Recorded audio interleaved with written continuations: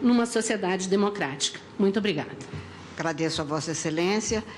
Convido o doutor Édio Silva Júnior a se pronunciar pela União de Tendas de Umbanda e Candomblé do Brasil e Conselho Estadual da Umbanda e dos Cultos Afro-Brasileiros do Rio Grande do Sul. Vossa Excelência tem até 10 minutos para se pronunciar. Obrigado, presidente. Excelentíssimo senhor presidente, eminente relator, eminentes ministros, ministras, eminente subprocurador-geral da República, me permitam destacar 3 ou 4 aspectos que, a meu juízo, estão envolvidos nessa matéria. E eu começo dizendo que prestei atenção nas sustentações, não só nas narrativas que foram feitas nesse microfone, como também nos sapatos dos narradores. E, por acaso, os sapatos dos narradores são todos sapatos de couro. Há aqui um fenômeno que talvez a psicologia chamasse esquizofrenia, em que você admite, em que você faz um discurso acalorado, entusiasmado em favor dos animais, calçando sapatos de couro.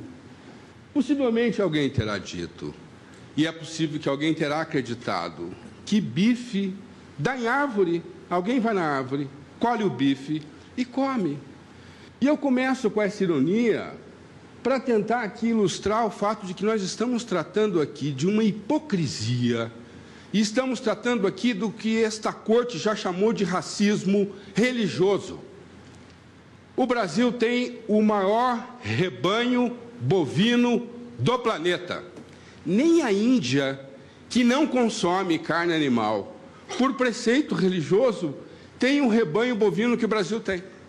A Índia tem o 2º maior rebanho bovino do planeta. Nós temos o maior rebanho bovino do planeta. Segundo o Ministério da Agricultura, a cada segundo, a indústria do agrobusiness abate 180 frangos, um porco e um boi. Portanto, nesse período que eu estou importunando Vossas Excelências com a minha sustentação, dá uma ideia da carnificina que terá ocorrido nesses poucos minutos que estou ocupando essa tribuna com muita honra.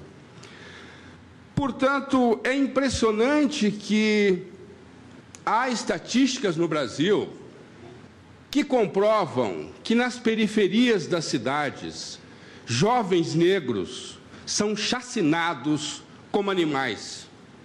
Mas não há comoção na sociedade brasileira. Não vejo instituição jurídica ingressar com medida judicial para evitar a chacina de jovens negros mortos como cães na periferia. Mas a galinha da macumba, parece que a vida da galinha da macumba vale mais do que a vida de milhares de jovens negros. É assim que coisa de preto é tratada no Brasil. A vida de preto não tem relevância nenhuma. A vida de preto não causa comoção social. A vida de preto não move instituições jurídicas. Mas a galinha da religião de preto, mas essa vida tem que ser radicalmente protegida. Nós estamos tratando disso aqui. Nós estamos tratando do fato de que judeus têm abate religioso de animais para fins alimentares e para fins litúrgicos. A caparó, ministro Alexandre de Moraes, a caparó é um ritual que, se os praticantes vestissem branco, porque é uma imagem que está disponível na internet, as pessoas diriam que aquilo é um ritual da macumba, porque eles passam uma galinha 9 vezes sobre a cabeça do animal, recitam uma prece judaica e depois o chorrete, que é o sacerdote responsável pelo abate, pratica o abate e o fiel doa o dinheiro equivalente ao animal para um pobre. E a alimentação kasher, ou kasher.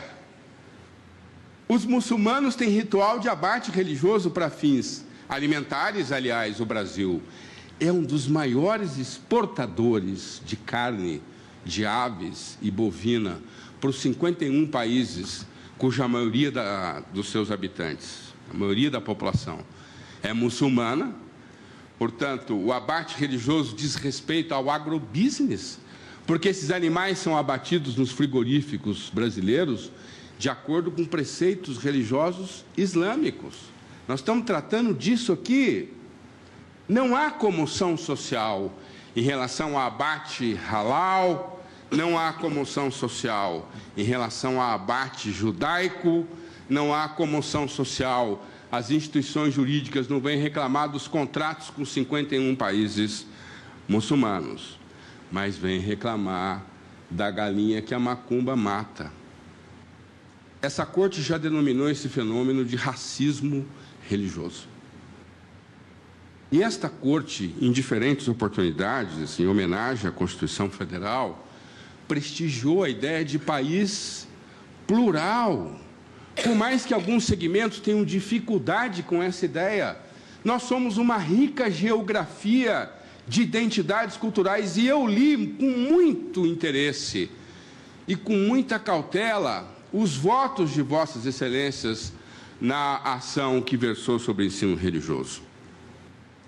E ficou nítido ali, para meu orgulho, para meu regozijo, que esta Corte entende que o Estado democrático de direito deve ser medido não pelo tratamento que é dispensado às confissões religiosas, que têm familiaridade com o poder, que têm amigos em ministérios, que têm trânsito no Palácio do Planalto.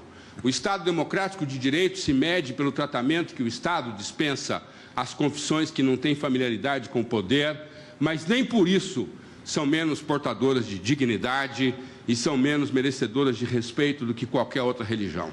Eu ouço falar, já caminhando para finalizar, na ideia de modernização de culto religioso. E fico pensando, qual é a instituição jurídica no Brasil que, em nome da modernização do culto religioso, mandaria uma carta para o Vaticano, reivindicando que o sangue representado na Eucaristia fosse substituído por suco de uva? Sim, em nome da modernidade. E quem sabe até alguns amigos que eu tive que começaram a carreira etílica nas sacristias, porque o padre associa o vinho a alguma coisa sagrada, não tivessem, em nome do princípio da proteção constitucional absoluta e integral da criança, alguns amigos meus não tivessem começado a carreira etílica nas sacristias. Entretanto, em nome da liberdade de culto, em nome da liberdade de crença, nós respeitamos o uso do vinho naquelas liturgias que utilizam bebida alcoólica pública na presença de crianças. É este mesmo respeito que as religiões afro-brasileiras vêm postular hoje nesta corte. Portanto, eu concluo dizendo da minha honra ocupar essa tribuna e requerendo, então, o desprovimento do recurso, ou que o recurso, na linha proposta pelo Ministério Público, seja provido parcialmente com a interpretação do dispositivo da lei estadual em conformidade com a Constituição. Muito obrigado.